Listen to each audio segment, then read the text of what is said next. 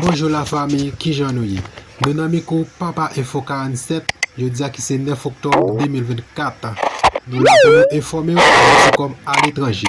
La police en Haïti fait connaître mon y a déporté sorti Saint-Domingue. Les arrivés en Haïti, ils supposé passer dans un bureau commissariat qui plus près là, plus vite que possible pour capable faire plein de déclarations qui ou pas là ou entrer dans le pays. Mes amis, c'est ça, la police dans ce là fait connaître, quel que soit côté où y dans quelle que soit frontière que yo la là, ces déclarations ça ou pas le faire amis plus vite que possible ou à faire déclaration ça amis pour pas prendre un bras calé. Hier qui était 8 octobre là mes amis, Haïti relé Saint-Domingue dans OEA. Mes amis, Saint-Domingue sous déportation haïtienne. C'est là nous parlons de tout ça que t'as dit dans réunion ça. C'est parti réunion tête chargée nous. Et bien frère, en attendant, nous avons son, nous avons image. Let's go. Monsieur le Président, en conséquence, Haïti appelle la commission intermédiaire à communiquer sur cette question urgente. La migration et les déplacements forcés sont souvent la conséquence de la pauvreté, de la violence et de l'insécurité. En tant qu'État membre de cette organisation, nous avons tous la responsabilité de protéger les droits humains et les libertés fondamentales de toutes les personnes sur nos territoires, sans distinction de leur statut migratoire. Je vous remercie. Nous allons désormais donner la parole aux délégations qui souhaiteraient intervenir à ce sujet. Je sais que la délégation de la République dominicaine a présenté une demande d'intervention, mais elle aimerait attendre après les interventions des autres délégations. Ainsi, si vous souhaitez intervenir à ce sujet, veuillez le faire dès maintenant. La délégation du Canada a la parole, Monsieur l'ambassadeur. Merci, Monsieur le Président. Le Canada tient à remercier tous les intervenants pour avoir partagé leurs perspectives sur cette question extrêmement importante et sérieuse. En travaillant en étroite collaboration avec ses partenaires régionaux, notamment l'Organisation internationale pour la migration, le Canada soutient les efforts visant à réduire la migration irrégulière et à promouvoir des voies de migration sûres et ordonnées et légales. Le Canada est préoccupé par la crise multidimensionnelle en Haïti qui frappe en particulier les plus vulnérables de ce pays. Nous sommes conscients de l'urgence de mettre en œuvre des solutions dirigées par et pour les Haïtiens avec le soutien de la communauté internationale. Il faut donc noter que l'expulsion forcée des Haïtiens peuvent avoir une répercussion significative sur la stabilité d'Haïti, l'île d'Hispaniola et la plus grande région. Le Canada encourage la République dominicaine et tous les pays à collaborer avec leurs voisins et les organisations internationales afin de trouver des solutions durables qui respectent les droits de la personne et promeuvent la paix régionale. Le Canada, bien sûr, respecte et reconnaît le droit de chaque pays de faire respecter leurs règlements en matière de migration sur leur territoire. Mr. Chair. Monsieur le Président, nous apprécions le rôle de la République dominicaine dans la reconnaissance des droits de la personne, notamment en tant que membre du Conseil des droits de l'homme de l'ONU pour la période 2024-2026.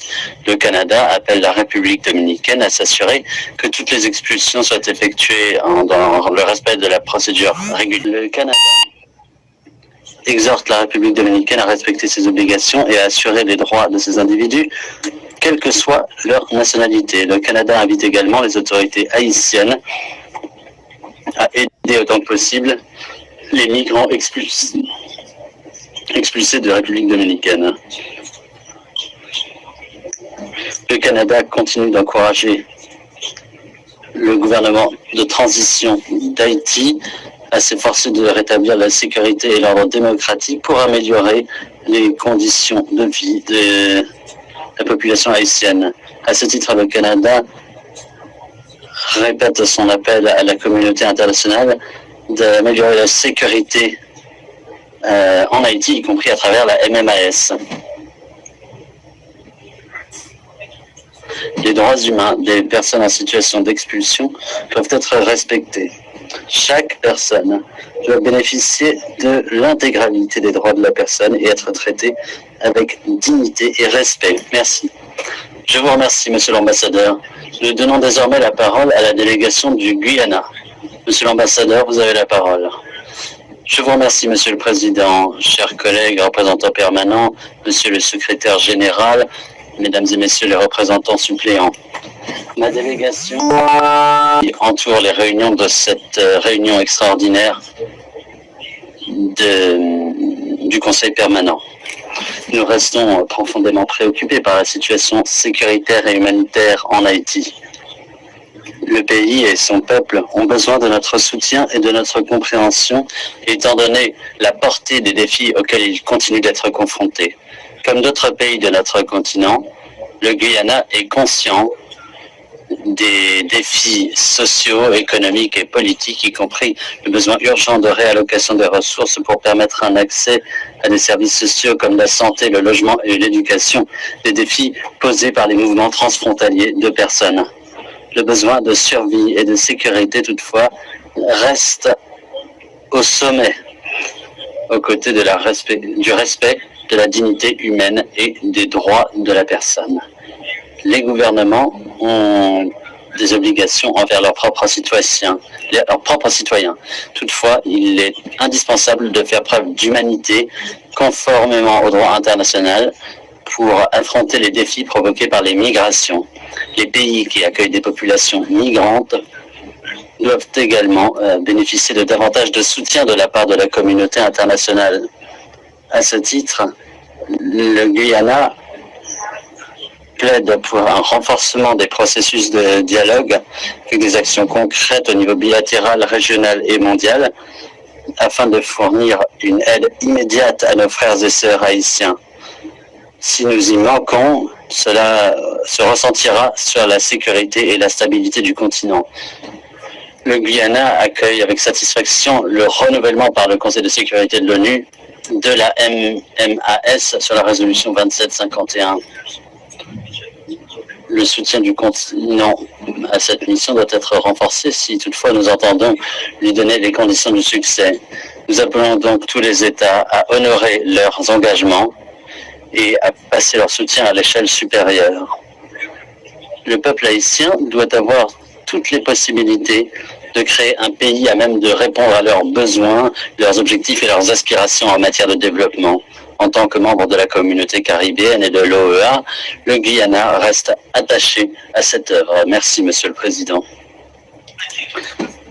Je vous remercie, Madame l'ambassadeur. Nous allons maintenant donner la parole à la délégation de la République dominicaine.